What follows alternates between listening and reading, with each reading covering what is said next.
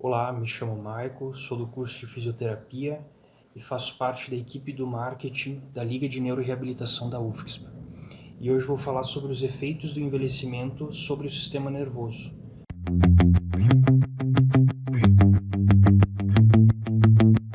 Há três partes do sistema nervoso que sofrem alterações importantes durante o envelhecimento: o cérebro, a medula espinal e os nervos periféricos. O funcionamento do cérebro varia normalmente com a passagem dos indivíduos da infância à fase adulta e depois à velhice. Na infância, a capacidade de pensar e raciocinar aumenta de forma constante, permitindo que a criança aprenda coisas cada vez mais complexas. Durante a maior parte da vida adulta, o funcionamento do cérebro é relativamente estável.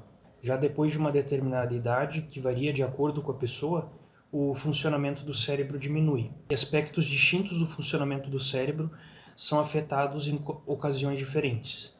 Por exemplo, a memória a curto prazo e a capacidade de aprender coisas novas são afetadas de forma relativamente precoce.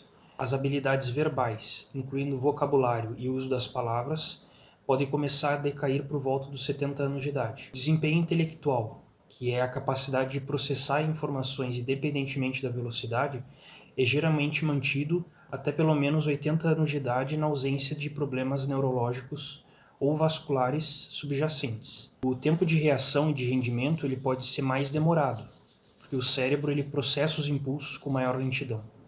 Contudo, pode ser difícil separar os efeitos do envelhecimento sobre o funcionamento do cérebro dos efeitos de várias doenças comuns em pessoas mais velhas. Essas doenças incluem depressão, acidente vascular cerebral, glândula tireoide hipoativa, ou seja, em baixo funcionamento, e doenças cerebrais degenerativas como a doença de Alzheimer.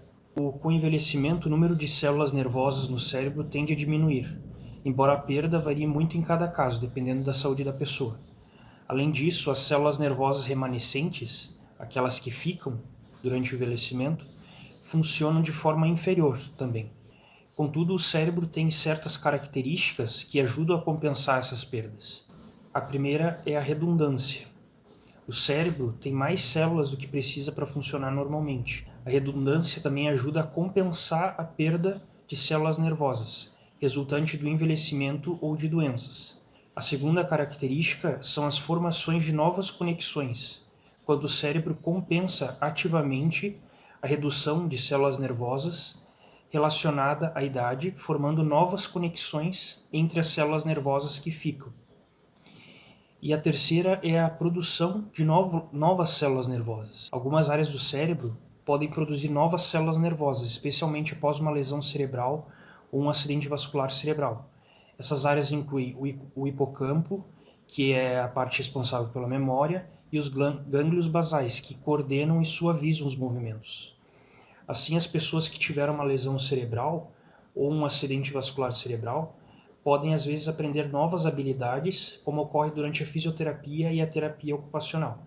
As pessoas elas podem influenciar também a velocidade de redução do funcionamento do cérebro. O exercício também ajuda a manter o funcionamento das células nervosas remanescentes.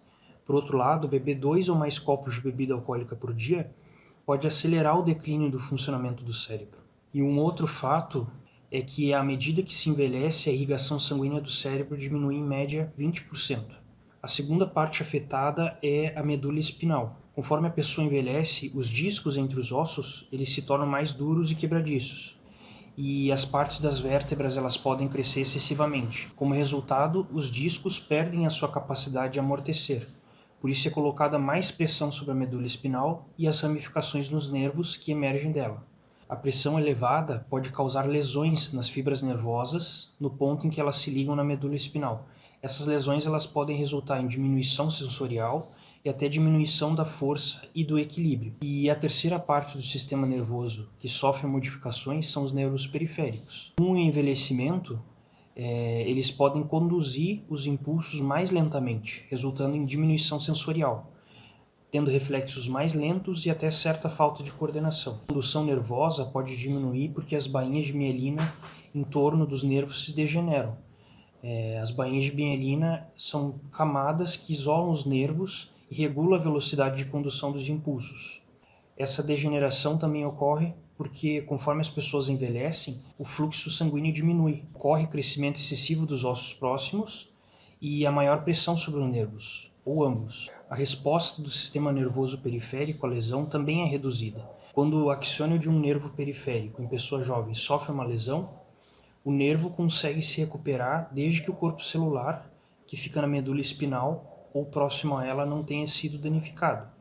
Essa autorrecuperação é mais lenta e incompleta em pessoas mais velhas, deixando elas mais vulneráveis a lesões e a doenças. Com essa explicação, a gente ressalta a importância de o profissional e o estudante da saúde compreenderem como o processo de envelhecimento modifica o sistema nervoso e os outros sistemas, e dentro de sua área exercite a sua sensibilidade para perceber essas mudanças. É importante também lembrar que todos nós estamos em contínuo envelhecimento e que a empatia deve ser permanente por todas as fases da vida. Com isso, eu encerro o Lean Rehab Explica de hoje e te convido, além de curtir, a comentar abaixo se você convive ou já conviveu com alguma pessoa idosa que tem algum problema neurodegenerativo e quais cuidados são ou foram presentes na vida dela. Até o próximo Lean Rehab Explica.